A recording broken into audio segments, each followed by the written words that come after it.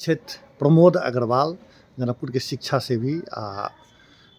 एठाम के औषधि व्यवसायी सेहो छथि, बहुत बड़का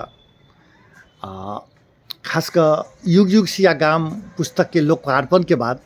अपने की कहबै पुस्तक विषय में? किताब में सबसे बड़ा चीज की देखल मिली जे जनकपुर के बारे में जे एकटा अध्ययन करऽ चाहे छी, एक गुरु और चेला के रूप में, एक संवाद के रूप में, एक सरल भाषा में लिखल बड़ निक हमरा लगले। हम बेसी तो अध्ययन नहीं के लिए, कनी मनी 5-10 पन्ना देखली तो ओहिमे सबसे बढ़िया हमरा एक निक, मतलब कोनो विद्यार्थी या कोनो यंग एज वाला आदमी भी एकरा पढ़ के कुछ न कुछ जनकपुर के बारे में एक सरल भाषा के रूप में अध्ययन कर सके छी। एकरा एहि चीज के लागी हम सुजीत जी के पुनः पुनः बहुत बहुत धन्यवाद देना चाहे छी कि अपन हरेक साल एकटा कोनो न कोनो कृति के ऐड करी छथिन। एनाहिते माँ सरस्वती उनका आशीर्वाद देते रहे, हाँ, और जानकी जी के आशीर्वाद बनल रहे और एहि समाज के लागी कुछ एहन टाइप के उनकर जे कृति है बढ़ते रहे, ये हम शुभकामना करी छी।